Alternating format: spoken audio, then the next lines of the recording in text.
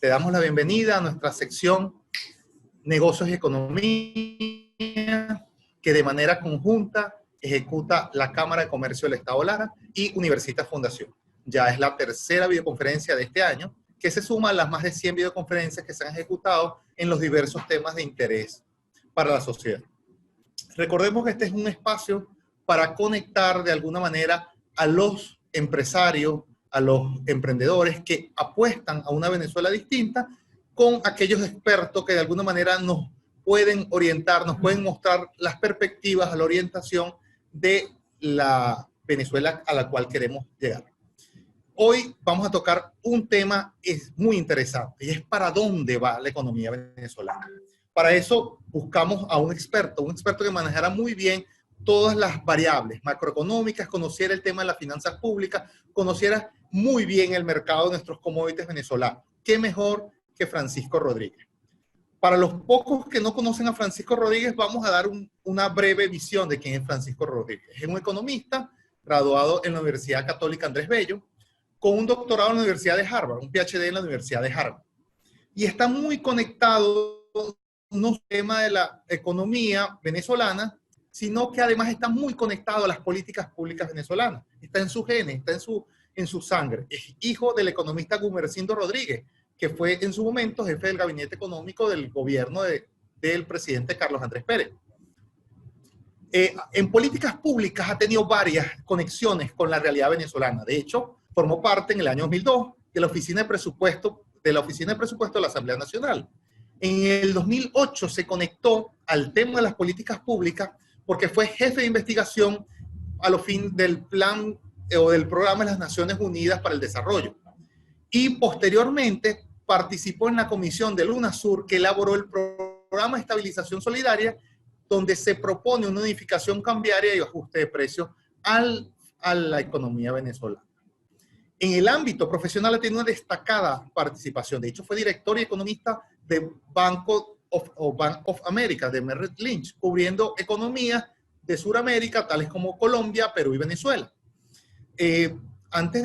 Además, ha tenido una experiencia, de hecho fue economista jefe en Torino Capital, que es una firma bancaria de Norteamérica que estaba de alguna manera enfocada en mucho del mercado de deuda de Sudamérica, especialmente el caso venezolano. Y actualmente en el ámbito profesional es director de la ONG para Venezuela. Y en el ámbito académico ha tenido una destacada participación. De hecho, ha sido profesor universitario tanto del IESA, profesor de la Universidad de Tulane en Luisiana. Bueno, con este contexto sería interesante que Francisco nos mostrara hacia dónde va la economía venezolana en el año 2020. Francisco, muchas gracias por compartir este tiempo con nosotros. Hola, buenas noches. Muchísimas gracias, Julio, por esa presentación. Quiero agradecer a todos los que nos acompañan hoy para estar y participar en esta discusión, esta conversación, este intercambio de ideas sobre lo que está ocurriendo con la economía venezolana y lo que ha ocurrido con la economía venezolana a lo largo de los últimos años.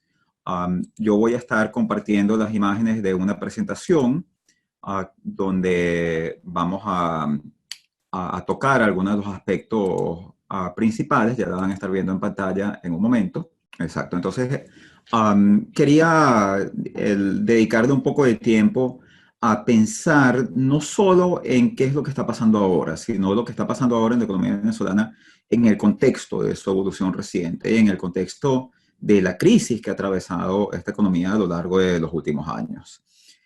Y aquí hay algo que es interesante tomar como punto de partida. Lo primero es que Venezuela está atravesando la crisis económica más profunda registrada en la historia latinoamericana. Y esta es además una de las mayores contracciones económicas registradas en el mundo, pero en la historia latinoamericana, por lo menos desde el año 1950, que es desde que se cuentan datos, es la mayor, y ya les voy a mostrar una tabla donde efectivamente se compara con otras.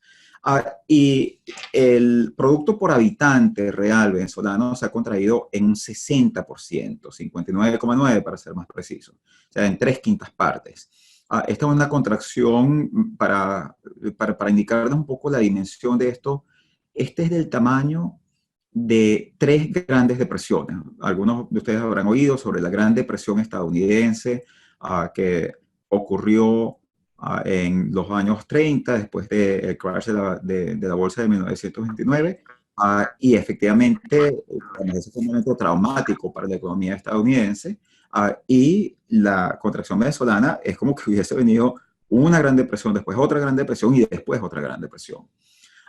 Ahora, es normal atribuirle esta caída de la economía venezolana a las malas políticas llevadas a cabo por el gobierno de Nicolás Maduro y por el gobierno de Hugo Chávez. Como yo les voy a demostrar, esa atribución creo que es correcta, pero también es una atribución que se tiene que hacer con cuidado, porque eso no quiere decir que las malas políticas hayan sido lo único que hayan impactado.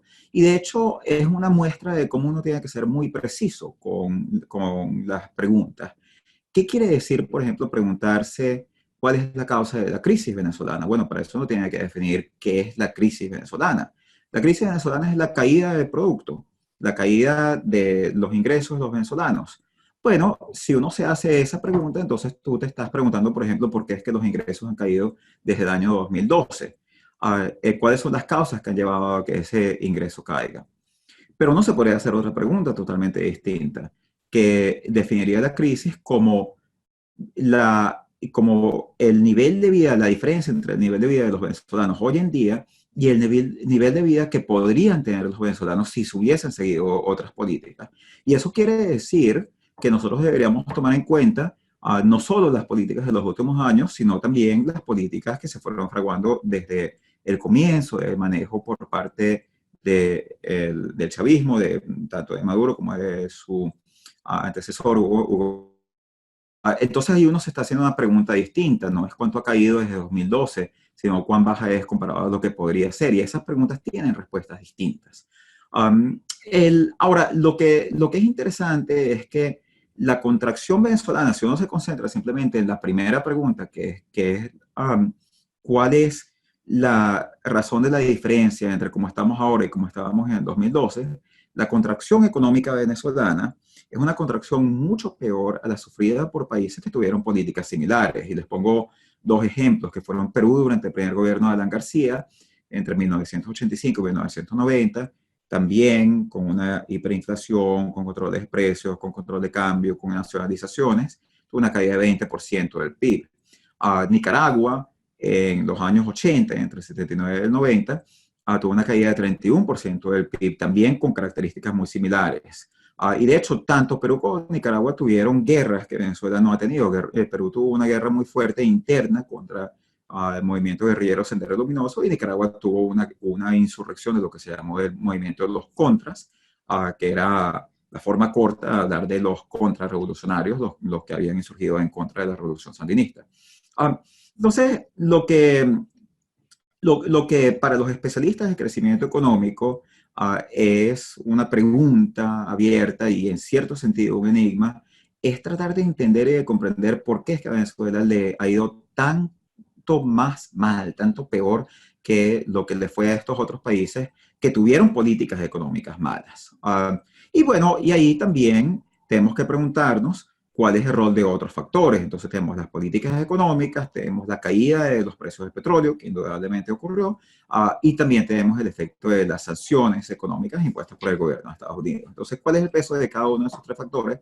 Es una de las preguntas que hay que responder, y hay que responder, yo creo que con seriedad y con el uso sistemático de los métodos que tenemos los economistas para hacerlo, en el entendido de que estos son temas que fácilmente se pueden convertir sujetos de una discusión política, una discusión sobre la cual la gente puede tener ideas muy enraizadas, pero también hay que recordar que hay una diferencia entre lo que uno quiere hacer y otra es el diagnóstico, y el diagnóstico se tiene que basar sobre el análisis de los hechos, y ahí es donde un economista, al igual, por ejemplo, que un médico, tiene que, en el momento en el que está haciendo el diagnóstico de una situación, tiene que quitarse de la mente preguntas tales como, bueno, ¿quién a mí me parece bueno? ¿Quién a mí me parece malo? Cómo yo juzgo desde el punto de vista ético esta situación para tratar de entender qué es lo que está pasando, para después de eso pasar a las recomendaciones políticas que sí deben tener siempre un componente ético y normativo relevante. Entonces, esto se conecta con la serie de preguntas, digamos, más específicas que nosotros tenemos sobre lo que está pasando con la economía venezolana hoy en día. Y yo anticiparía algunos de los primeros comentarios en términos de dar una fotografía de lo que está ocurriendo con la economía venezolana. La economía venezolana está indudablemente atravesando un periodo de recuperación después de haber tenido esta crisis muy profunda. Y digo indudablemente, ojo, y quiero aquí ser muy preciso, la recuperación no necesariamente es compartida por todos los sectores. El hecho de que uno pueda afirmar con certeza que la economía venezolana se está recuperando no quiere decir que todo el mundo se está recuperando. De hecho, muchas veces las recuperaciones son desiguales y creo que es un caso donde la recuperación es muy desigual. Pero sin embargo, nosotros sí estamos viendo una serie de una acumulación de evidencia en los indicadores que muestra que el desempeño del cuarto trimestre de 2019 fue un desempeño mejor que el de trimestres anteriores. En términos de crecimiento de la economía, es un crecimiento donde la economía sigue decreciendo cuando se le compara con el cuarto trimestre del año pasado, del 2018, pero cuando se le compara con el tercer trimestre de 2019, con el trimestre inmediatamente anterior, utilizando los métodos que los economistas utilizamos para tomar en cuenta lo que se llaman factores estacionales, o sea, la variación que ocurre naturalmente en distintos momentos del año, comenzamos a ver un crecimiento también positivo. Esto hay muchas personas que han hablado de este tema y que lo han calificado como una burbuja. Bueno, la idea de burbuja, el diagnóstico de burbuja es un diagnóstico que lleva consigo una predicción de que la burbuja va a estallar. Entonces, no es el mejor de los términos para retratar lo que está ocurriendo. Uno puede hablar de recuperación, de aceleración, de desaceleración, porque son descripciones de cómo están las cosas hoy comparado con cómo estaban ayer o hace un año. Eso es distinto de calificarlas en un sentido que ya de por sí lleva una predicción sobre el futuro que puede ser correcta o no, pero es una predicción que hay que discutir. Yo pienso que aquí hay factores que muy probablemente son más sostenibles en el tiempo, o sea, que indican que esta recuperación que nosotros estamos viendo no es una recuperación que se va a ir, pero que sí nos muestran el hecho de que la economía es muy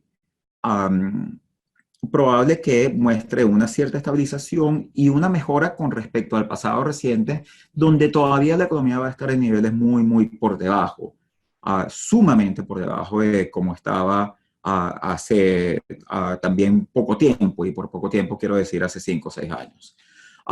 Ahora, la otra pregunta es, ¿cuáles son los factores que explican esta recuperación? Y aquí también hay que ser cuidadoso porque yo creo que hay mucha gente que cuando oye la palabra recuperación, primero se les prenden las alarmas porque recuperación pareciera llevar una connotación positiva. Entonces, bueno, si estás diciendo que se está recuperando, quiere decir que las cosas están bien. No, no quiere decir que están bien. Las cosas se pueden estar recuperando y sin embargo estar bastante mal en términos absolutos. Una persona puede comenzar a recuperarse de una enfermedad y todavía estar muy afectado por la enfermedad.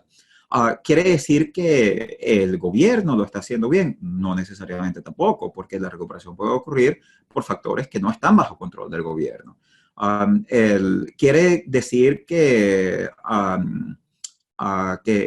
ya no hay problemas? Tampoco necesariamente. ¿Quiere decir que esto se va a sostener en el tiempo? Tampoco necesariamente. O sea, puede que tú tengas una recuperación temporal o puede que tú tengas una recuperación sostenida y eso lo veremos con el resto del tiempo. Ahora, cuando nosotros comenzamos a tratar de entender los factores que están detrás de esto, la principal razón para la recuperación que nosotros estamos viendo es el aumento de las remesas. Las remesas crecen en el año 2018, donde estuvieron en 1.900 millones de dólares aproximadamente, de acuerdo con cifras ya publicadas por el Banco Central, a alrededor de 4.000 millones de dólares en el 2019. Pero además estas remesas hace pocos años, en el 2016, eran solo 174 millones de dólares. O sea, estamos hablando de que aquí básicamente han surgido 4.000 millones de dólares de ingresos de la economía en los últimos 3 años. Y esto muy probablemente va a continuar subiendo en el 2020. Vamos a tener una cifra que va a estar más bien alrededor de 5.000, 6.000 millones de dólares. Ahora, por ponerles un punto de comparación, los ingresos petroleros totales este año van a ser solo 18.000 millones de dólares. Pero esos 18.000 millones de dólares hay que quitarle por lo menos 7.000 millones de dólares de las importaciones petroleras. Entonces estamos hablando de que lo que le queda al Estado de esas exportaciones son solo unos 11, 12 mil millones de dólares. Y hay una buena parte de eso que se pierde por varias razones. Se pierde por corrupción del gobierno, se pierde por el hecho de que el gobierno, más allá de las importaciones petroleras, también tiene que gastar en otras cosas. Entonces, al final, la renta que queda para la utilización de la economía de esos ingresos petroleros es relativamente limitada. A diferencia de eso, 4.000 millones de dólares que entran de remesa, son 4.000 millones de dólares que van directo a las familias para su gasto en consumo. Eso quiere decir que tiene un efecto expansivo, o sea, que se sienten muchísimo más que lo que se puede sentir los ingresos petroleros. Y además los ingresos petroleros, recordemos, vienen cayendo muy fuertemente. Los ingresos petroleros eran más de 100.000 millones de dólares en el año 2012. En este momento están por debajo de 20.000 millones de dólares. Ahora, esto es un elemento, el elemento de las remesas. También tienes otros elementos que son la liberación de precios, la liberación cambiaria, el hecho de que el gobierno no está aplicando los controles como los está aplicando con anterioridad, y eso también te lleva a que la economía sea más eficiente, que la economía pueda producir más, y eso te lleva a que exista una expansión en ciertos sectores. Esta expansión es una expansión que puede ser y es muy desigual. Entonces, en ese sentido, reitero, la palabra recuperación es una palabra correcta, pero hay que tener cuidado con que la carga positiva que usualmente se asocia con ella no necesariamente se debe tomar como algo dado por el hecho de que hay sectores cuyo nivel de vida no está mejorando, hay sectores cuyo nivel de vida puede estar deteriorándose aquí, y esto también es muy importante. La calidad de vida, los estudios de opinión, las encuestas, que no son de opinión, pero también son de comportamiento y que tratan de identificar cuáles son los ingresos y los gastos de las personas, de las familias, lo que muestran es que aproximadamente un tercio de los venezolanos tienen ingresos en divisas, o porque reciben dólares del exterior, o porque tienen algún ingreso, o cobran algún ingreso que está indexado al dólar. Eso quiere decir que 2/3 de los venezolanos no los tienen. Y aquí puedes tener un efecto bastante perverso, donde estos 4.000 millones de dólares están entrando a familias que sí tienen, que están en ese tercio que reciben los dólares, que tienen acceso a dólares. Eso mismo te genera una demanda, esa demanda hace que los precios suban cuando la gente hace referencia a este tema de lo que se llama la inflación en dólares. En el fondo lo que está diciendo es que las cosas están haciendo más costosas en dólares porque hay más dólares en manos de los compradores de bienes, de algunos compradores de bienes, y eso te impulsa hacia arriba los precios. Pero entonces los que tienen bolívares pueden tener menor capacidad adquisitiva. Entonces tienes un crecimiento y una recuperación, pero que ocurre con un aumento de la desigualdad. Y ese aumento de la desigualdad puede ser tan fuerte como para hacer que algunas personas queden peor. Y eso quiere decir que aquí hay algo sobre lo que, digamos, el Estado debería tener políticas que sean capaces de contrarrestar esto activamente, porque si hay sectores que no están participando en las ganancias que está derivando un sector de la sociedad, entonces tienes un problema distributivo grave que le quita, que resta de las finalidades del cumplimiento de los objetivos de un gobierno, de un Estado que debe buscar promover no solo crecimiento, sino un crecimiento compartido, un crecimiento equitativo, un crecimiento sostenible desde muchos puntos de vista, incluido desde el punto de vista social. Um, También tenemos una baja bien significativa en la inflación. Y ahora, sin embargo, la inflación sigue siendo alta, sigue siendo muy alta, pero hemos visto una desaceleración. Es muy curioso porque aquí hay dos indicadores distintos.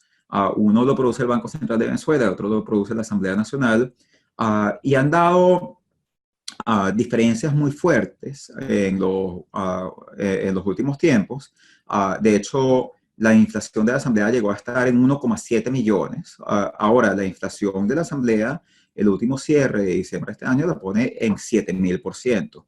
Como 7.000% es un número bastante alto. O sea, 7.000% quiere decir que los precios se están multiplicando por 70 veces de un año para otro.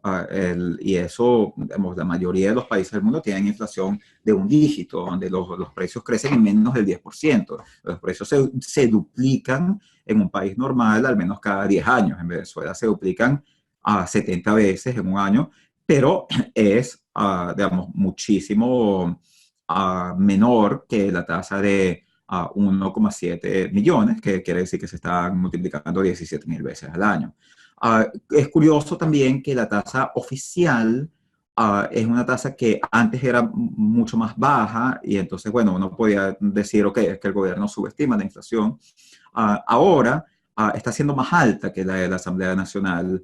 Va a cerrar el año, bueno, ellos no han publicado toda, pero debería, de acuerdo con las proyecciones, cerrar el año alrededor de 15.000, que sería mayor que el de la Asamblea de 7.000. Esto en el fondo tiene que ver también con que la serie de la Asamblea tiene más componentes de volatilidad, pero eso ciertamente sugiere que la idea, por ejemplo, hubo pronósticos que se hicieron, el mismo Fondo Monetario Internacional llegó a hacer un pronóstico de que la inflación iba a llegar a 10 millones por ciento y ese pronóstico estuvo significativamente errado. Ahora, también en este proceso tenemos una contracción muy fuerte de las importaciones del país. Estas importaciones han venido cayendo y de hecho han seguido cayendo en el 2019. Quiero aclarar algo. El 2019 es un año de decrecimiento muy fuerte de la economía. El 2019, las proyecciones que nosotros tenemos es que la economía se contrajo en 25%. O sea, perdió una cuarta parte de su valor. Sin embargo, cuando nosotros nos podemos ver trimestre por trimestre, sí conseguimos una recuperación. Eso también ocurre con las importaciones. Las importaciones también caen muy fuertemente en los primeros 3 trimestres del año. Después comienzan a recuperarse, entonces están un poco más altas en el cuarto trimestre que lo que estaban en el tercer trimestre, pero sin embargo siguen estando más bajas que como estaban hace un año. Ahora, ¿cómo entendemos todos estos factores y todo este desempeño que estamos viendo en la economía venezolana? Bueno, primero quería mostrarles en este gráfico para que se hagan una idea un poco de cómo ha sido la variación a lo largo del tiempo y lo que es la magnitud de esta caída. Aquí en este gráfico ustedes pueden observar lo que ha sido el PIB por habitante venezolano desde el año 1950 hasta 2019. La última línea ahí está punteada porque como todavía no hay datos oficiales, entonces esto es una proyección, la de 2019. Pero lo que ustedes pueden ver ahí es que ya en términos reales, por habitante, ya estamos por debajo de donde estábamos en 1950. También pueden ver que esta es una caída mucho más fuerte que la de crisis anteriores de la economía venezolana. La crisis entre 1977 y 85, lo que se llamó el Viernes Negro, bueno, o sea, estuvo asociada, el Viernes Negro ocurrió en ese periodo, pero fue una contracción que se asocia con el Viernes Negro, aunque comenzó antes. Fue una caída muy fuerte del PIB de 22%, pero no de 60%. Cuando nosotros comparamos este desempeño con el de otros países, como les estaba diciendo, la caída de Venezuela es la mayor en la historia latinoamericana. Fíjense que hasta el año pasado, si contaba uno solo hasta el 2018, no era la mayor, en ese caso era la segunda mayor. Pero también aquí uno tiene que ser preciso sobre exactamente qué es lo que tú mides. Cuando tú dices que hay una contracción grande, bueno, la medida que tenemos los economistas es una medida donde nosotros vemos el punto máximo y el punto mínimo. Si quiero, vamos, volver aquí, ustedes pueden ver que en las dos áreas sombreadas ahí captan al principio un punto máximo y después un punto mínimo. Bueno, esa medida de la magnitud en Venezuela, por ejemplo, no es muy diferente, es similar a lo que hubo en Nicaragua entre el 77 y el 93, pero con una diferencia, que es que esa caída entre el 77 y el 93 fue una caída que duró 16 años. Eso quiere decir que la caída que estaba ocurriendo era de 5% anual, mientras la caída venezolana es de 12% anual, que es de lejos a la más alta en términos, para una contracción larga, en términos de la intensidad promedio. O sea, que un país esté hace 7 años perdiendo más del 10% de su producto cada año. Ahora, si nosotros comenzamos a pensar un poco en lo que son las distintas narrativas que hay sobre este colapso económico venezolano, nosotros vemos narrativas que, digamos, bien de dos lados de lo que podríamos llamar el espectro ideológico, el espectro de las ideas. Hay quienes presentan esto como, bueno, una contracción económica que es simplemente la materialización de los efectos dañinos de políticas económicas que se adoptaron a lo largo de todo el tiempo que el chavismo estaba en el poder. Entonces, como que este es el momento que la economía le pasan la cuenta de todo lo que se hizo mal. Y por otro lado, por el lado de la interpretación oficialista, tenemos primero el impacto del choque externo, de la caída de los precios del petróleo, y después lo que ellos llaman el bloqueo económico, la guerra económica. Ahora, si nosotros, y el problema de que existan estas dos narrativas y que estén tan ligadas además a las narrativas políticas, implica que a veces es difícil para los analistas tratar digamos, estimar el efectos y los factores contribuyentes a estas causas sin que los resultados de esa investigación, digamos, caigan dentro del juego de una discusión política, porque aquí digamos, lo lógico sería esperar que las sanciones económicas hubiesen jugado un rol, aunque no el rol predominante. Pero lo lógico sería esperar, simplemente si no supiésemos nada de Venezuela, o sea, solo entendiendo lo que ha sido el efecto de las sanciones petroleras en casos como el de Irán, en casos como el de Irak, en casos como el de Libia. Nosotros vemos muchos ejemplos en los cuales las sanciones petroleras han afectado negativamente a la economía de países productores de petróleo.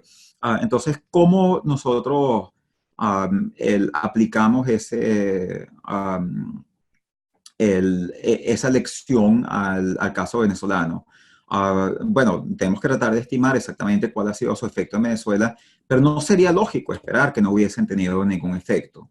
Tal vez tampoco sería lógico esperar que hayan sido el principal factor causante, pero eso es algo que no hay que presuponerlo, es algo que hay que estudiarlo, es algo que hay que concluirlo en base a la aplicación de métodos estadísticos. Lo que nosotros podemos ver y lo que muestran nuestros análisis es que en Venezuela hay una caída muy significativa de la productividad. La economía cayendo desde el 99. Entonces, en cierto sentido, así hay una razón, o sea, aquellos que dicen, mira, aquí lo que está pasando en realidad es que nos están pasando la cuenta por todos los años de malas políticas económicas del chavismo. Eso es cierto, de acuerdo a nuestros cálculos, porque lo que nosotros vemos efectivamente es que hay una caída de la capacidad de la economía de generar bienes y servicios que estaba escondida por los altos precios del petróleo. Y eso te lleva a que cuando caen los precios del petróleo, se manifiesta el hecho de que la economía ya es menos productiva. No solo eso, sino que la economía no solo no fue productiva, sino que la economía no ahorró en medio del boom petrolero. Y esto es bien importante porque si nosotros vemos, por ejemplo, comparamos lo que son las reservas internacionales de Arabia Saudita, por ponerles un caso de comparación, que es un caso interesante para la economía venezolana porque Arabia Saudita tiene reservas de petróleo similares, de hecho inferiores a las que tiene Venezuela. Arabia Saudita produce mucho más, pero eso es como resultado del hecho de que han invertido mucho más en el sector petrolero. Y de hecho Venezuela es uno de los únicos países petroleros que no vio su producción petrolera incrementarse entre 1999 y 2012, y bueno, mucho menos si ponemos el periodo más reciente, a donde ha caído muy fuertemente. Entonces, ese es un periodo en el que la producción petrolera debió haber aumentado porque los precios estaban subiendo. Y lo lógico es que cuando los precios suban, se te hace más rentable producir y por lo tanto tengas más inversión y tengas mayor producción. En el caso venezolano no ocurrió eso, pero no solo eso, sino que también de lo que estaba entrando, lo que se estaba produciendo, no se ahorró prácticamente nada, se ahorró muy poco en términos netos. Entonces la economía no tenía los ingresos, los ahorros necesarios como para sobreponerse a esa caída de precios del petróleo. Como les comentaba, Arabia Saudita y Venezuela tenían reservas internacionales similares en el año 2000, de alrededor de 15 mil millones de dólares. En el 2012, Venezuela todavía tenía reservas por el orden de los 25 mil millones de dólares. En el caso de Arabia Saudita tenía reservas de 700 mil millones de dólares. Entonces, ahí hubo un proceso de ahorro muy significativo del boom en otros países que debió haberse dado en Venezuela. Y por eso es que la caída de los precios del petróleo tiene un efecto tan fuerte sobre la economía venezolana, porque no tenía estos amortiguadores. Ahora, sin embargo, nosotros después comenzamos a ver una caída en la producción petrolera. O sea, no solo te caen los ingresos por los precios, sino que te comienza a caer la producción. Y la caída de la producción es algo que en los datos se muestra muy claramente a partir del 2016. Y ahí es donde la data pareciera indicar que sí hay un efecto de las sanciones económicas. Entonces, ahora, yo creo que cuando nosotros hablamos de sanciones, también tenemos que entender que las sanciones son el resultado de un proceso que algunos hemos llamado el proceso de toxificación financiera, pero que tiene que ver con cómo una crisis política se contagia al entorno económico. Digamos, lo que ocurre a partir del 2017, después con mucha más intensidad en el 2018 y el 2019, es que el resto del mundo decide que quiere dejar de hacer negocios con Venezuela y con el Estado venezolano. Y eso se decide de distintas formas. Eso a veces lo deciden las empresas, lo decide la misma gente. Y eso también lo deciden los gobiernos de otros países. Entonces, eso lo que muestra, más que una decisión específica de sanciones, es que hay una crisis política que tiene sus causas, que esa crisis política se está extendiendo y está contagiando a la economía. Entonces, la política se convierte en uno de los principales entes causales de la caída en la economía. Y la lección de esto, que yo creo que nosotros nos tenemos que llevar, no es una lección, definitivamente la lección que nos sacaría aquí sería una lección a favor o en contra de sanciones, sino más bien una lección que nos indica lo costoso que es la confrontación política para Venezuela y la razón por la cual resolver esta confrontación política le puede hacer mucho bien a los venezolanos, porque una parte importante del desplome que nosotros hemos tenido no es causa directamente de las malas políticas. Hay otra parte que sí es causa definitivamente de las malas políticas, pero hay una parte que es causa de la confrontación política. ¿De quién es culpa de la confrontación política? Bueno, yo tengo mi opinión con respecto a eso. Y hay muchas otras personas que podemos tener opiniones distintas. Ahí ya estamos entrando en nuestras valoraciones políticas. Mi opinión personal es que la confrontación política se desata muy fuertemente por el intento del chavismo de tomar control de las instituciones y por el intento de parte del gobierno de Maduro de no permitir que operasen instituciones electorales que debían haber operado, por ejemplo, el referéndum revocatorio del 2016. Que eso desencadena la crisis política. Hay quienes podrían tener otra lectura, pero más allá de eso, y aquí volvemos a lo importante que es tener esta diferencia entre lo que es el diagnóstico y lo que es la recomendación. El diagnóstico es que tiene una crisis económica que fue causada por una crisis política. La recomendación es que hay que tratar de resolver esa crisis política para poder crecer. Y aquí hay que también entender que muchas veces cuando tú entras en una enfermedad, por seguir utilizando las analogías médicas, como resultado digamos, de una serie de conductas o de una serie de eventos que te llevaron a caer en un estado de vulnerabilidad, no necesariamente curar esas conductas es el tratamiento principal para tus problemas. O sea, por ejemplo, alguien puede haber desarrollado un cáncer como resultado de malas conductas, por ejemplo, como fumar. Ahora, ya cuando ha contraído el cáncer, dejar de fumar es importante, dejar de fumar es muy importante, pero no te va a curar el cáncer. Vas a necesitar otra serie de tratamientos. Y aquí nosotros podemos estar en un caso en cierto sentido similar, donde la economía requiere ir más allá de lo que la metió en la crisis y requiere hacer cosas que tal vez no sería necesario hacer si no si hubiesen desencadenado esos factores que la llevaron a caer en esta crisis. Quiero mostrarles una serie de gráficos que son ilustrativos de esta tesis y que son interesantes. Lo primero, y esto hay que entenderlo muy bien, la economía venezolana históricamente es una economía donde hay una correlación muy fuerte entre el crecimiento económico y las importaciones. Aquí ustedes pueden ver lo que es la correlación entre las importaciones no petroleras y el crecimiento del PIB real no petrolero también. Esto se puede hacer con el petrolero, pero lo más correcto es hacerlo con el no petrolero. Y lo que podemos ver es que más del 70% de la variación en el PIB no petrolero se ve explicado por las importaciones. Es una economía muy dependiente de importaciones. Eso quiere decir que cuando caen las importaciones, entonces la economía entra en contracción. Y eso fue lo que pasó en Venezuela. Por eso les hablaba al principio de la caída en las importaciones y de lo importante que es que se haya comenzado a ver algo de recuperación en el último trimestre, porque de todos modos las importaciones están aproximadamente en un 10% de lo que estaban en el 2012. Entonces sería muy difícil que la economía venezolana no hubiese experimentado el desplome que experimentó con esa caída de importaciones. Lo segundo que podemos ver es que las exportaciones, o sea, ¿por qué tú importas menos? Bueno, porque tienes menos dinero. ¿Por qué tienes menos dinero? Porque estás exportando menos. ¿Por qué estás exportando menos?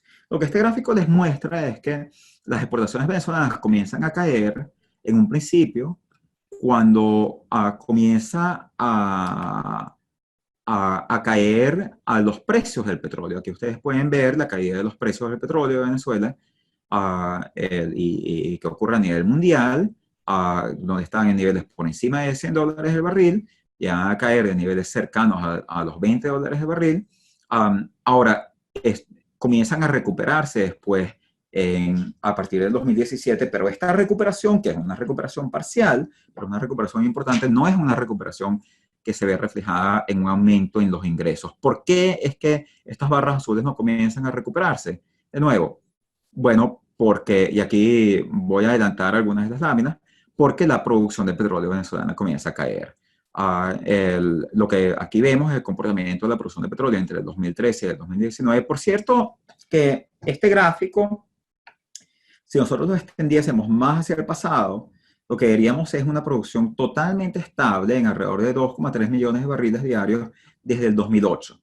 La producción cayó durante la primera parte del gobierno de Chávez, del 99 al 2008 cayó, después a partir del 2008 se estabiliza y se mantiene en 2,3 millones de barriles hasta enero del 2016, donde comienza a caer, y aquí cae en aproximadamente a una tasa de 1% mensual, y después llega el momento en que se imponen las sanciones financieras y a partir de aquí se acelera la caída y después se imponen las sanciones petroleras y aquí la caída es aún mayor. Esto de hecho es importante entender esto. Cuando uno habla de sanciones, en realidad hay tres fenómenos de los que se están hablando. Están las sanciones personales, de esas no estamos hablando, esas están dirigidas hacia funcionarios del régimen. Después están las sanciones financieras que se ponen en agosto del 2017, que son las que le impiden a el Estado venezolano, a Petróleos de Venezuela y a las empresas mixtas buscar financiamiento externo. Y después están las sanciones petroleras, que son las que impiden que Estados Unidos le compre petróleo a Venezuela y que Venezuela compre productos petroleros de Estados Unidos. Entonces, lo que aquí nosotros podemos ver es que había una caída, de esta caída podemos hablar, esta caída no era una caída que llevaba tanto tiempo, pero irrespectivamente de las causas de esta caída, ciertamente tenemos una aceleración que viene con las primeras sanciones y después otra aceleración aún mayor que viene con las segundas sanciones. Los estudios que se han hecho aquí, tampoco quiero entrar en el detalle técnico, sí muestran que hay una buena parte de ambas caídas que está relacionada con el tema de las sanciones. O sea que la producción petrolera venezolana hoy en día y otra vez, aquí puede haber diferencias entre las estimaciones que hacen, digamos, distintos economistas que se tienen con distintos métodos y distintas interpretaciones de la data, pero yo no creo que hay nadie serio en este momento que disputa que las sanciones económicas, sean las financieras o sean las petroleras o sean ambas, han tenido un efecto sobre la producción petrolera venezolana. Y que la producción petrolera es menor que lo que habría sido si no fuese por esas sanciones. ¿Cuánto es el efecto? Es algo que se puede discutir y algo en lo que distintos economistas tienen distintas estimaciones, pero es un efecto significativo. Algunas de las estimaciones más conservadoras indicarían que sería un efecto de alrededor de 8.000 millones de dólares. Algunas de las menos conservadoras lo podrían poner en alrededor de 25.000 millones de dólares al año. Y cualquiera de esas dos cifras es muy significativa desde el punto de vista de lo que podría representar para la economía venezolana. Lo que nosotros vemos también es que estas series se mantienen en alrededor de un 40% por debajo del nivel que tenían justo antes de la última tanda de las sanciones petroleras. Esto es más o menos lo mismo que lo que indican ciertos modelos que se han estimado sobre países similares, les hablaba de Irán, de Irak, de otros países que han tenido sanciones similares, más bien se estima un efecto también similar. Hay una recuperación de la producción en los últimos 3 meses de 2019, que esto también tiene que ver con la recuperación económica de la que les había hablado. Ahora, esta recuperación puede ser un poco volátil porque la data de enero que tenemos indica que puede haber habido una caída nuevamente. Pero también aquí hay otro tema, que es que en las sanciones que puede imponer el gobierno estadounidense, hay lo que se llaman sanciones primarias o directas y sanciones secundarias. La sanción primaria es que no permiten que ninguna compañía estadounidense haga negocios con Venezuela.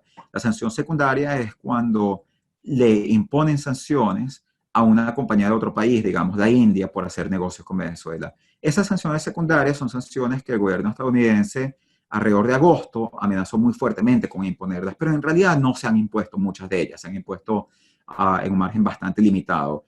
Y el hecho de que no se hayan impuesto puede también explicar por qué ha habido una cierta recuperación. Ahora, es posible que nosotros en Venezuela veamos un desempeño similar al que hubo en Irán después de la Revolución Islámica. No estoy hablando de las sanciones más recientes, sino de unas sanciones que se impusieron en el 79, cuando el ayatollah Khomeini llegó al poder en Irán, cuando los iraníes toman la embajada estadounidense y efectivamente toman como rehenes a quienes estaban en ese momento en la embajada norteamericana. Aquí Estados Unidos impone sanciones, la economía iraní se da un golpe muy fuerte, la producción de petróleo de Irán cae de 5.000 millones de barriles a un poco más de 1.000 millones de barriles, o sea, una caída no muy distinta en magnitud a la venezolana. Venezuela, en cierto sentido, es más o menos como la mitad de esto. Estaba alrededor de 2.300 ante las sanciones y ha caído en términos de producción alrededor de 700. O sea, esta caída es muy similar la de Venezuela, pero después vemos una recuperación lenta, progresiva, donde lo que comienza a ocurrir es que la economía iraní comienza a adaptarse a las sanciones. Nunca se recupera totalmente, nunca recupera el nivel que tenía antes. Y de hecho, en el año 2012, esta línea, por cierto, se nos corrió un poco aquí, porque en realidad aquí el año 2012 llega aquí. Esto es una distorsión gráfica que hubo cuando pegamos esta figura. Pero lo que sí podemos ver es que hay una caída a partir del 2012, que es cuando se ponen nuevas sanciones. Esas sanciones después se vuelven a retirar en el 2016 y después Estados Unidos con la administración Trump vuelve a poner sanciones otra vez. Entonces hay también una cierta reacción a las sanciones en toda la historia de la economía iraní, pero el primer efecto de sanciones fue y lo que Lo que les digo es que lo que nosotros podemos esperar de Venezuela es que a lo largo del tiempo las sanciones son en cierto sentido como una de esas medicinas que comienza a hacerse menos efectiva, que sigue teniendo alguna efectividad, pero comienza a hacerse menos efectiva a medida que, bueno, depende de cómo uno la vea. Si la ves positivamente, lo ves como una medicina; si la ves negativamente, la ves como un virus. Pero de cualquiera de las dos formas, el cuerpo se ajusta a ellos, o haciendo que la medicina sea menos efectiva, o desarrollando anticuerpos contra el virus. De cualquiera de las dos formas, se puede esperar una recuperación. Y de hecho, nosotros estamos viendo una recuperación así. Estamos esperando a que la economía venezolana tenga una cierta recuperación, y aquí ustedes pueden ver lo que son los pronósticos que en este momento hemos desarrollado de cómo se va a comportar la economía venezolana en términos de crecimiento. Aquí yo les pediría primero que se enfocasen sobre las barras azules y no vean tanto las rojas. Las barras azules muestran caídas muy fuertes, pues muestran una recuperación. Esta recuperación se mantiene a tasas de entre 2 y 5%. Eso es lo que vamos a ver en términos de crecimiento global. La línea roja o vino tinto es lo que se llama el PIB anualizado, pero también ajustado estacionalmente. Esta es una serie mucho más volátil que, de hecho, en el cuarto trimestre de 2019 mostró un crecimiento muy fuerte. Y también muestra mucha más volatilidad, pero muestra más o menos, va a mostrar en estas proyecciones, estimaciones, más o menos el mismo patrón de que vamos a pasar de crecimiento fuerte a un tiempo de estabilidad y en promedio algún crecimiento positivo, pero nada como lo que sería necesario para recuperarnos de esta caída. Y de hecho, las proyecciones que podemos ver de la recuperación de el PIB en dólares también son de que para el 2019 la caída se mantiene; para el 2020 va a haber una recuperación; 2021 una recuperación un poco más fuerte, pero esto también tiene que ver un poco con los escenarios políticos que se dibujan para el 2021, o sea, que pediría que nos concentrásemos por ahora solo en el cuadro hasta el 2020. Y esto efectivamente implica que, bueno, sí, la economía puede experimentar algo de recuperación, pero sí seguiría siendo una economía muchísimo más pobre que es lo que era en el 2012. Y aquí quiero, antes de cerrar, traerles un gráfico, una tabla que yo creo que puede poner esto en su completa dimensión, ¿no? Que es, bueno, ¿cómo sería la economía venezolana si no hubiese sanciones económicas? Bueno, si no hubiese sanciones económicas, o sea, el PIB actual por habitante de la economía venezolana es de $2.300, que es uno de los PIBs más bajos de América Latina. Si no hubiese sanciones, la estimación es que sería un PIB de alrededor de $4.200, que todavía es un PIB bajo. Ahora, si la productividad no hubiese disminuido como disminuyó durante los tiempos de Chávez y Maduro, y en la productividad nosotros podemos ver el impacto de las políticas económicas, entonces, aunque la economía tuviese sanciones, sería mucho más rica que lo que sería hoy en día sin sanciones. Y ciertamente, si no tuviese sanciones y la productividad no hubiese caído, se tendría un PIB por habitante de más de $13.000, que la pondría más o menos al nivel que tiene Chile hoy en día, o sea, una de las economías más ricas de América Latina.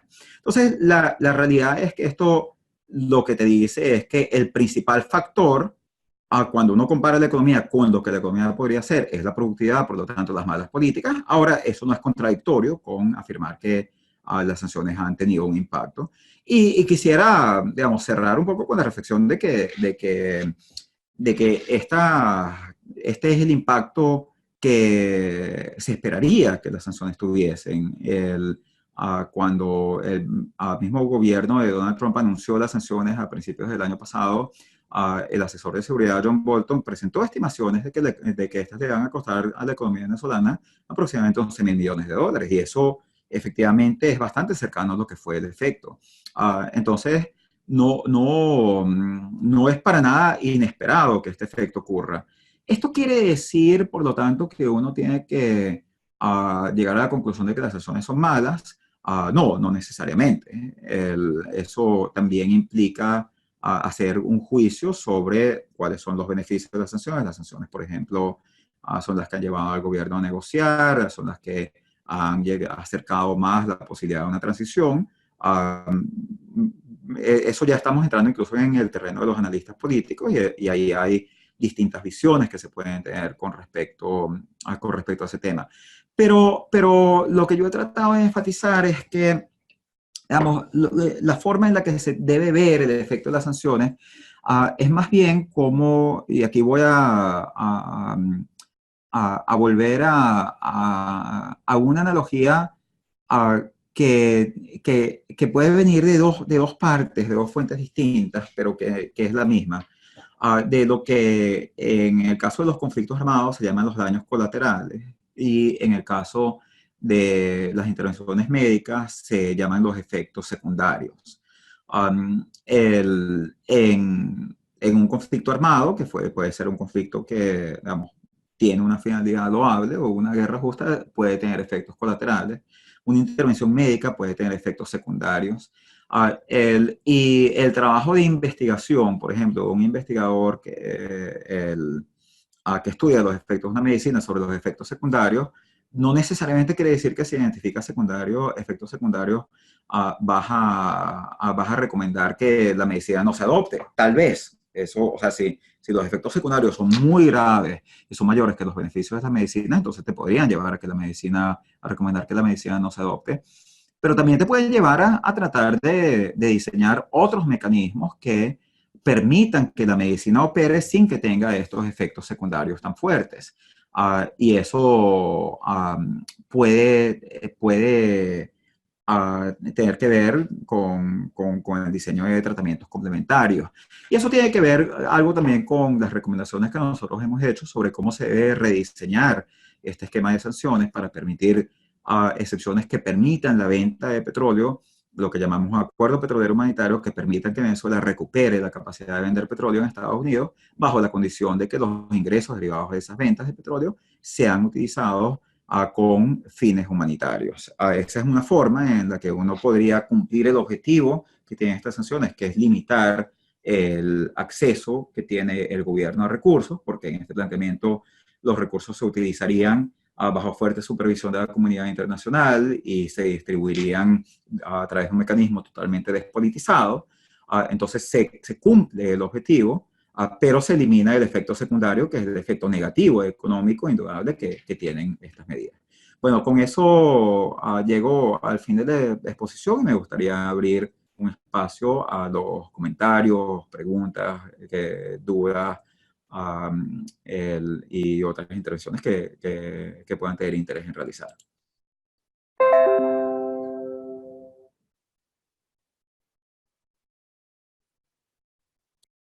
Qué mapa tan completo de la situación venezolana, y ya ha generado una serie de inquietudes, serie de preguntas por parte de los participantes tanto del aula virtual aquí en Zoom como de las participantes que se conectan en directo desde Facebook, que retransmite en la videoconferencia. Por ejemplo, tenemos a Víctor Jiménez desde aquí, desde el Estado Lara, donde hace una primer comentario. ¿Será posible en realidad mantener los pagos de deuda externa bajo las actuales circunstancias?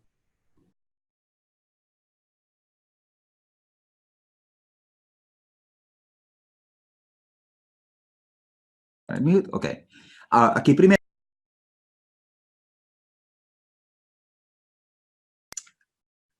¿Aló? ¿Me oyen? Sí. Ok, hay que tomar en cuenta que Venezuela no está pagando su deuda en este momento. Venezuela está en default desde el 2017. Venezuela no ha pagado bonos de deuda pública de PDVSA, de la República, y no ha pagado la mayoría de los préstamos tampoco de PDVSA de la República. Hay algunas excepciones a ese default. Se ha mantenido hasta muy recientemente pago de un bono de PDVSA que estaba garantizado con acciones de Citco. Sin embargo, ese es un bono que la administración de Juan Guaidó ha cuestionado su legalidad y en este momento también han dejado de pagarlo. Hay otros ejemplos que son ejemplos de la deuda con China y con Rusia, en los cuales nunca se ha sido muy transparente. La deuda digamos, aquí hay como que tres casos. Hay un caso de la deuda con el gobierno ruso, que fue una deuda que se está pagando un poco, se están pagando los intereses, pero no el capital, porque el gobierno ruso aceptó refinanciarla. Hay el caso de la deuda con Rosneft, una compañía rusa que es una compañía que está colaborando muy estrechamente con PDVSA. Eso sí se está pagando, sí ha mantenido el pago.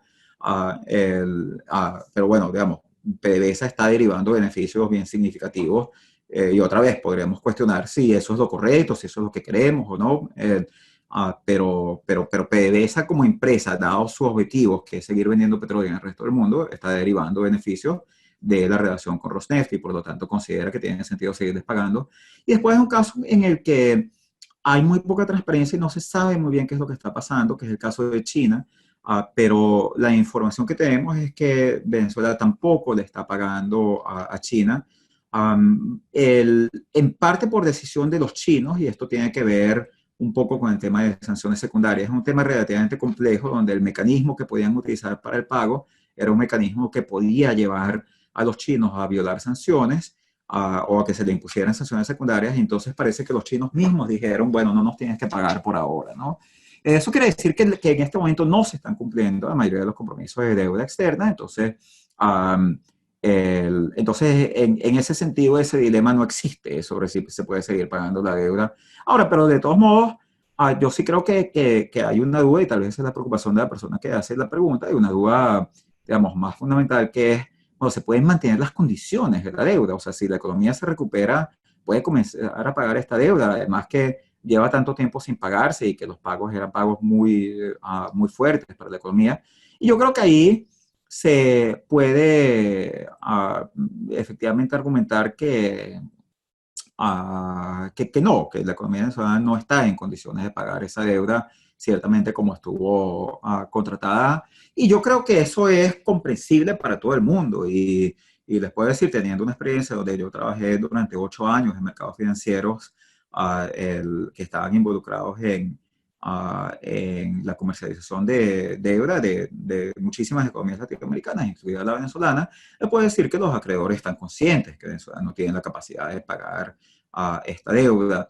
La pregunta tiene que ver tal vez con cuál es el tipo de negociación con la cual se puede entrar con los acreedores para reestructurar esa deuda de forma amistosa. Y ahí hay que recordar que hay, digamos, dos dimensiones. Una de ellas tiene que ver con cuál es el riesgo, porque al final un acreedor tiene derechos legales en contra del deudor. Entonces las deudas se pueden renegociar, pero también el acreedor puede acudir a ciertas instancias legales. Algunas de esas instancias, por cierto, en este momento están suspendidas porque el gobierno de Estados Unidos ha suspendido, por ejemplo, la ejecución de las acciones de Citgo, pero eso no necesariamente va a estar permanentemente suspendido. Entonces, si hay una transición y se adoptan nuevas políticas económicas en Venezuela, bueno, podemos muy probablemente estar en un caso donde ya se levantan esas restricciones a lo que pueden hacer los acreedores. Los acreedores pueden embargar activos venezolanos y tenemos que entrar en una negociación con los acreedores que tome en cuenta el hecho de que ellos tienen esa capacidad de embargar activos. Y el otro tema es que en realidad no hay que evaluar tanto, en particular en una renegociación, donde uno puede, digamos, hablar con el acreedor tanto de cuánto debes como cuánto tiempo tienes para pagarlo.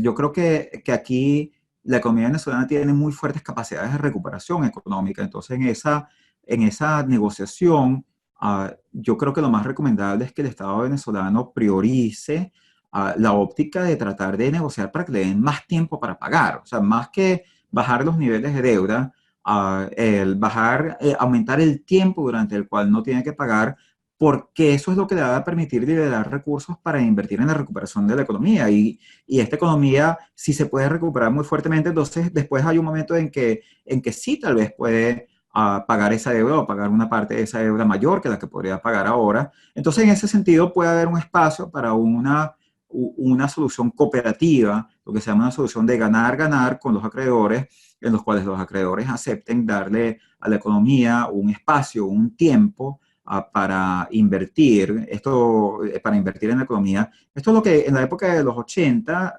se defendía mucho con la tesis de moratoria de deuda. y la moratoria es simplemente dejamos de pagar durante un tiempo, ese tiempo nos da un espacio de recuperación y cuando nos recuperemos entonces resumimos el servicio. Pero eso tiene que ver con cómo es el diseño a futuro. Claro, cuando se resuelvan los problemas, en este momento no se puede ni siquiera renegociar la deuda porque las mismas sanciones financieras del 2017 lo prohíben.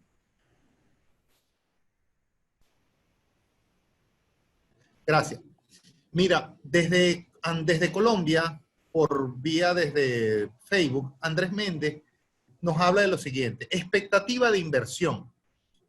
¿Cómo se puede evaluar una inversión empresarial tomando la frase de referencia invierte en baja, vende en alta, tomando en cuenta las fluctuaciones económicas y las expropiaciones empresariales? Del 2020 aún no es buen momento para invertir, ¿no? O no es buen momento de invertir. Eso es Andrés Méndez desde Colombia. Sí, excelente pregunta. Creo que es una pregunta muy, muy interesante porque la economía venezolana, lo que indican los datos y lo que indican las proyecciones que yo les he mostrado es que la economía venezolana está comenzando a mostrar unas señales de recuperación. Entonces, sí, es cierto, digamos, la recomendación básica de las inversiones financieras es compra bajo y vende alto, ¿no? Invierte cuando los precios estén muy bajos y materializas tu ganancia en el momento en que han subido. Y eso también se aplica al estado de una economía. Entonces, en ese sentido, cuando las cosas están lo peor, que pueden estar es el mejor momento para invertir, pero claro, ese peor no es solo con respecto al pasado, es con respecto al futuro. O sea, si tú sabes que las cosas llegaron a su nivel más bajo y van a comenzar a rebotar, entonces sí tiene sentido invertir en ese momento. Como les argumentaba, ya en el caso venezolano hay evidencia bastante fuerte de que ese momento ya pasó, o sea, que ese momento fue el tercer trimestre del 2019, o sea, que hay un proceso de recuperación y sí tiene sentido invertir. Claro, aquí como estamos hablando del futuro, estamos hablando de proyecciones, entonces yo le estoy exponiendo una visión. Hay quienes podrían, por ejemplo, tener otra visión, tales como que esta recuperación no es sostenible y que, por lo tanto, la economía va a experimentar otra caída.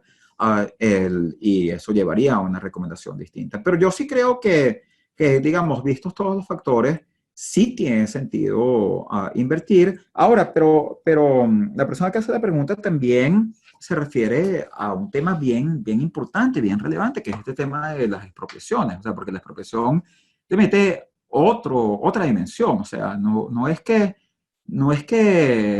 tú tienes que calcular solo la rentabilidad de tu negocio, sino la probabilidad de que te lo quiten. Y si esa probabilidad es alta, puede que, aunque tengas un negocio muy rentable y cuya rentabilidad esté subiendo, puede que no tenga sentido invertir. Ahora, lo que, digamos, es interesante es que se ha visto un cambio en las políticas económicas del gobierno de Maduro hacia políticas en ese sentido menos intervencionistas, políticas donde se está aplicando mucho menos el control de precios que lo que se había aplicado antes, se fue hacia una unificación cambiaria y también se han comenzado a privatizar de forma velada a una serie de empresas. Entonces, no pareciera, o sea, pareciera que tú estás yendo hacia un modelo algo más pragmático en términos económicos. Entonces, no sé si así, o sea, creo que posiblemente no sería correcto inferir o predecir que la probabilidad de expropiaciones está subiendo. Más bien la probabilidad de expropiaciones probablemente está bajando y eso sería otro factor para hablar a favor de invertir en este momento. Gracias, Francisco. Aquí en el chat, Robert, desde nuestra aula virtual en Zoom, saluda, buenas noches. Doctor, ¿podría definir el término remesa? ¿Se puede asociar ese porcentaje? ¿Cómo se puede asociar ese porcentaje al crecimiento de las remesas que ingresan al país con la diáspora ocurrida en ese periodo? Sí, sí, sí. No, bueno, muy buena pregunta. Las remesas es el dinero que envían venezolanos que están afuera, los venezolanos que están adentro. Son transferencias entre personas que son transferencias que buscan ayudar a las personas que se quedaron en el país. Ese monto ha crecido mucho, como les mencionaba se han duplicado, se duplicaron en el 2019, pero no eran casi nada en el 2016. O sea, que estamos hablando de un factor nuevo y dinamizador de la economía que ha surgido. Eso tiene que ver con la emigración, por supuesto que tiene que ver con la emigración. Eso no habría ocurrido si no hubiesen emigrado 5 millones de venezolanos. Es que los venezolanos emigran, en cierto sentido, lo que se tiene que entender es que en la economía venezolana tenemos una economía que estaba tan ahogada por controles que el gobierno de Maduro no estaba dejando que la gente produjese aquí, no estaba dejando que la gente materializase su potencial de producción. Entonces la gente se tiene que ir del país para poder producir en otros lugares, para poder enviar algunos de esos dólares que sí podía producir afuera hacia adentro para ayudar a sus familiares. Entonces, esta forma en la que se ha desperdigado la economía venezolana, en realidad nos muestra, por un lado, lo dañino que fueron el efecto de las políticas económicas de Maduro, que obligaron a que la gente se fuese para poder tener una vida y para poder desarrollar sus planes de vida y también para ser productivos de una forma en la que deberían haber podido serlos dentro del país.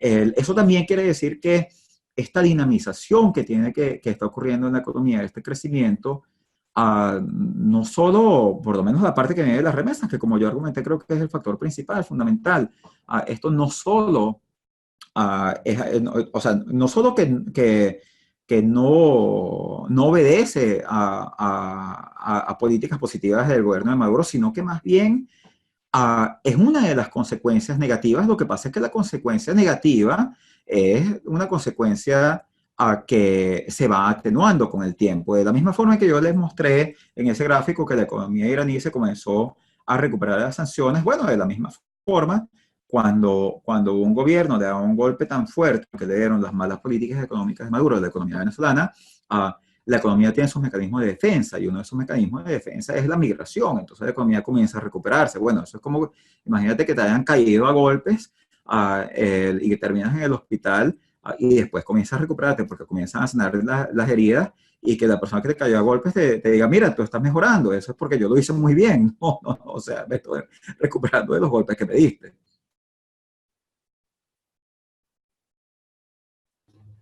Qué buen ejemplo. Verónica Rojas Merchán, desde Barquisimeto. He presenciado las refinerías sin funcionar a su marcha. ¿Qué se puede esperar de ello? Excelente ponencia. ¿Es viable que se solucione la producción petrolera en este escenario de confrontación política? Sí. Um, sí, bueno, digamos, el problema de las refinerías, o sea, está la producción de petróleo crudo venezolano y está la refinación. Y la refinación es un proceso tecnológicamente complejo que se ve muy afectado por la crisis económica venezolana, se ve muy afectado también por las sanciones, por la imposibilidad, porque cuando Estados Unidos pone las sanciones petroleras en enero del 2019, impide que Estados Unidos, que empresas norteamericanas compren petróleo a Venezuela, PDVSA, pero también impide que PDVSA compre insumos petroleros a Estados Unidos. Y acuérdense que está la sanción, la amenaza de sanciones secundarias, o sea que también hay un montón de empresas europeas que no estaban directamente afectadas que dicen nosotros no le vamos a vender nada a Venezuela. Y está lo que yo llamé este fenómeno de toxificación más general, que es que y respectivamente lo que digan las sanciones, hay gente que dice, no, yo no voy a pagar el costo reputacional de que mañana digan que yo estoy financiando una dictadura sangrienta, entonces yo tampoco le voy a comprar o le voy a vender productos a Venezuela. Todo eso tiene un efecto sobre el funcionamiento de las refinerías. Ojo, ese efecto también se combina con efectos de mala gerencia, con efectos de desinversión, con una serie de efectos que son de mucha más larga data. Todos estos factores inciden pero afectan muy fuertemente a las refinerías y eso de hecho tiene muchísimo que ver con la escasez de gasolina que hay en Venezuela, porque en Venezuela ya la capacidad de producir gasolina domésticamente está básicamente extinta. Entonces, eso básicamente lo que nos lleva otra vez en la segunda parte de la pregunta que hacen bueno, ¿se puede dar una recuperación de la producción petrolera? Bueno, depende de lo que llamamos recuperación. La economía venezolana, ya esos 2,3 millones de barriles que estaba produciendo a principios o en el año 2015, a finales del 2015, ya de por sí esa era producción baja con respecto a su potencial. Ahora, es muy difícil en este contexto que se recupere. La producción ahora está por el orden de los 750.000 barriles. Es muy, muy difícil que se recupere incluso a 2,3 millones. Aquí en realidad la pregunta que nos estamos haciendo es si se va a recuperar a 850, a un millón, digamos, tal vez en mucho tiempo a 1.300.000. Eso es lo que puede pasar, pero recuperarse a sus niveles anteriores en este contexto de confrontación política y de aislamiento internacional, no, eso no va a ocurrir. Gracias. Juan Pablo Pérez, directivo de la Cámara de Comercio del Estado Lara, lo saluda, le plantea excelente ponencia. ¿Qué le podemos recomendar a los empresarios venezolanos para sobrevivir en el 2020? ¿Qué se proyecta estabilidad o menos malo al 2019? ¿Qué le podemos recomendar? ¿Qué le podemos mostrar a ese empresario venezolano que todavía apuesta a Venezuela? Sí, bueno, esa es una pregunta muy compleja, es una pregunta muy buena, es difícil de responder porque efectivamente los empresarios ah, que siguen en Venezuela han pagado un costo muy significativo, y en realidad son héroes de nuestra economía los que han seguido produciendo a pesar de todos estos contratiempos. Digamos, yo voy a volver un poco a mi ejemplo de la persona que le dieron una golpiza y, y sus heridas están comenzando a sanar.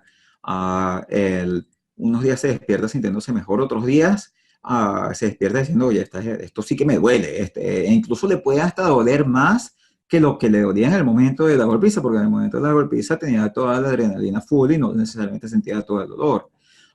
Entonces, la recuperación económica que se puede dar, que además va a estar limitada por una serie de factores y va a ser lenta, como acabamos de discutir, no necesariamente va a generar una sensación de bienestar ni de progreso, ni de que las cosas están mejorando para todo el mundo. Entonces, ahora, pero dicho eso, sí creo que lo que va a pasar es que se van a comenzar a dar oportunidades que no se han dado antes, oportunidades a nivel empresarial.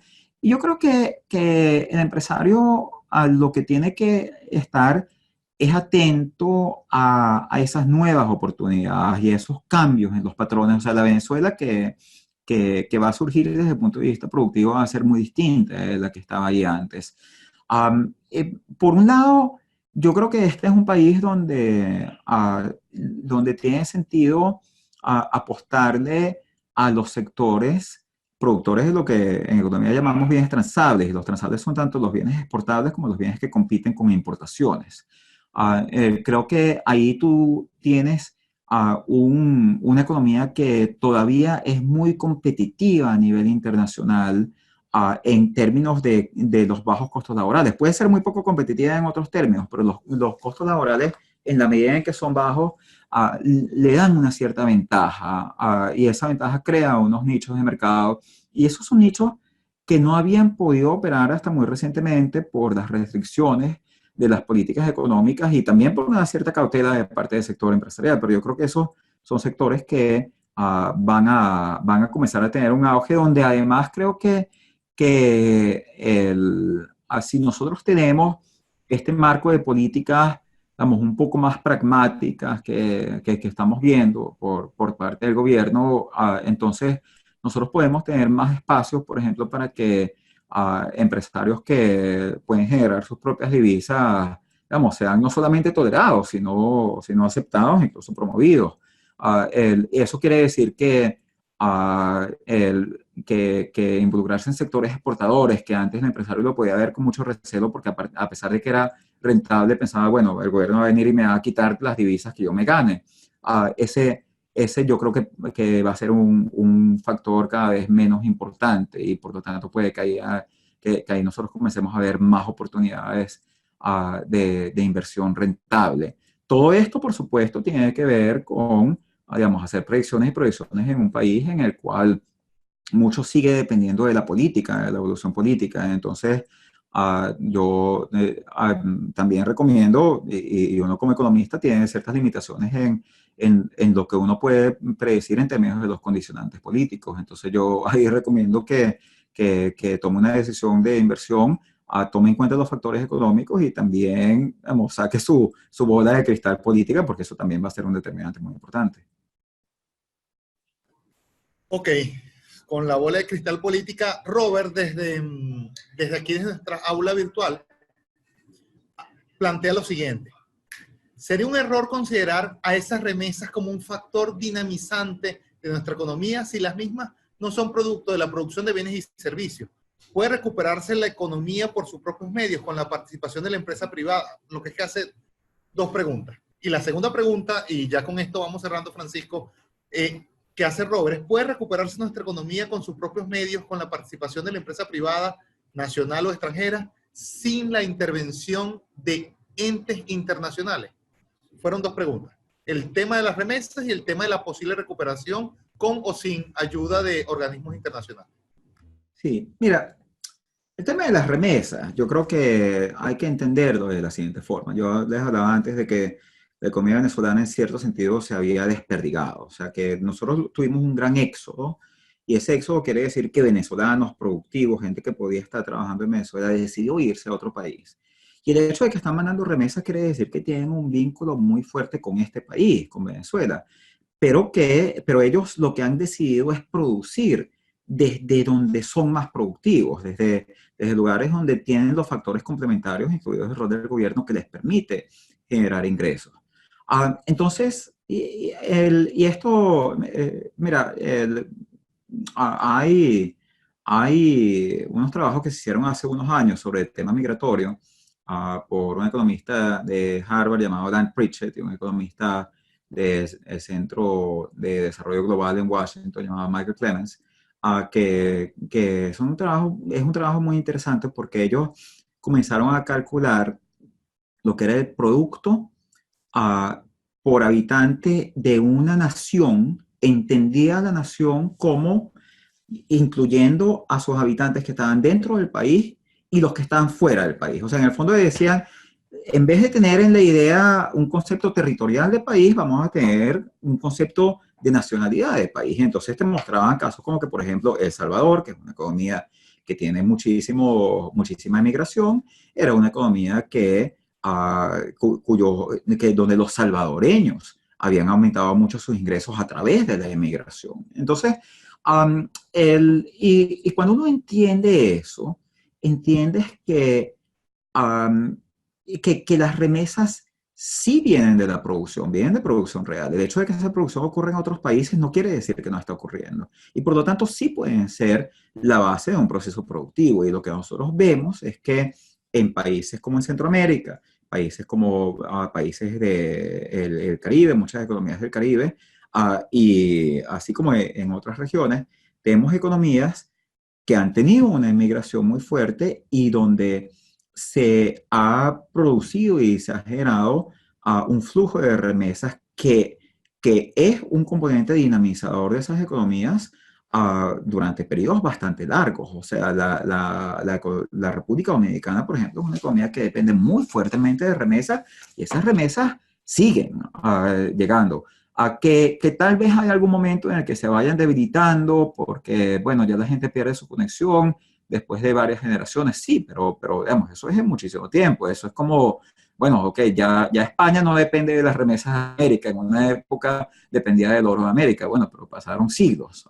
Entonces, en ese sentido, sí creo que son un componente genuino, que son un componente dinamizador y que además también hay que entender que, digamos, si cambian las condiciones estructurales de la economía venezolana, tú vas a tener a algunas de estas personas, no necesariamente todas, regresando a Venezuela y poniendo gran parte del potencial que ellos han adquirido del nuevo conocimiento que en el proceso migratorio ellos han podido tener acceso se lo van a traer a la economía venezolana. Entonces también tú puedes tener un círculo virtuoso donde esa inmigración, qué sé yo, en una primera fase, después se reincorpora a la economía venezolana y comienza a retroalimentarla.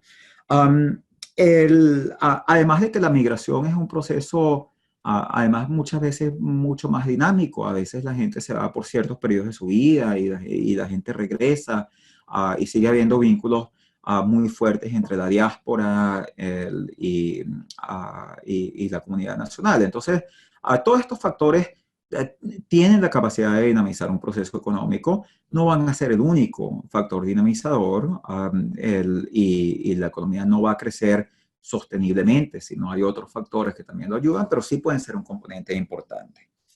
El tema de la participación de los agentes internacionales, bueno, fíjense, Ah, aquí hay una discusión muy interesante. De hecho, hay muchos economistas que han enfatizado el rol del Fondo Monetario, de los entes multilaterales, que han hablado del financiamiento internacional que Venezuela requiere. Y ese es un financiamiento que yo creo que el país debe buscar. Yo creo que ese financiamiento va a ayudar a recuperar la economía venezolana. Y de hecho, cuando a mí me tocó hace ya algo más de un año diseñar el programa de gobierno, que en ese momento nosotros llamamos la Gran Transformación, que fue el programa de gobierno que el equipo de Henry Falcón le presentó al país, que contenía un plan de dolarización, contenía un programa de estabilización fiscal y macroeconómica, contenía un plan de devolverle las empresas expropiadas al sector privado, de eliminar los controles y abrir a la economía venezolana, a la economía internacional. Ahí también había un componente bien significativo de inversión internacional de entes multilaterales, donde estaba el plan de ir al Fondo Monetario y a estos entes y pedirles ayuda, porque esas instituciones están diseñadas para darle ayuda a sus países miembros. Entonces, es como que tú eres miembro de una cooperativa, pues, y bueno, en el momento que tú más necesitas dinero, no vas a ir a pedir dinero, tienes que ir a pedir dinero. A que el Fondo Monetario ponga condiciones de política, de que tienes que hacer ciertas reformas económicas.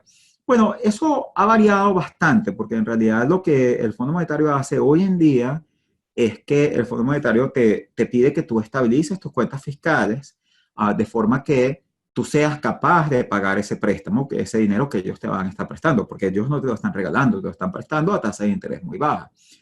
Pero cómo tú lo haces y cómo tú eres capaz de llegar y cumplir con esas metas fiscales es algo que depende de ti, es algo sobre lo cual el país, digamos, tiene la capacidad y la potestad de diseñar las políticas adecuadas. Ahora, yo, sin embargo, sí tengo una visión en este sentido que es algo distinta de la de algunos colegas economistas, como por ejemplo Ricardo Hausmann, que ven esta ayuda de los entes multilaterales como una condición necesaria, como una condición sin la que no se puede dar el crecimiento. Porque yo creo que el crecimiento en realidad surge de otras cosas. El crecimiento surge de las reformas que tú hagas a la estructura productiva del país. Y al final, si aquí se puede abordar el tema de la productividad, se puede abordar el tema de la legislación que afecta la capacidad de los factores de producción, de generar ingresos,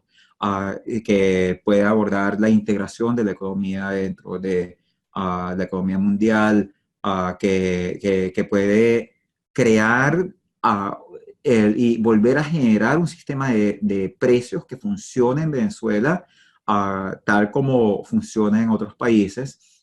Yo creo que, y si además es capaz de, vamos, reestructurar su deuda y hacer todo lo que se tiene que hacer en términos del manejo de las finanzas públicas, entonces esta es una economía que se va a hacer más productiva y que va a recibir mucha inversión internacional, donde sí recibir además dinero de estos entes ayudaría, pero yo no creo que es una condición necesaria.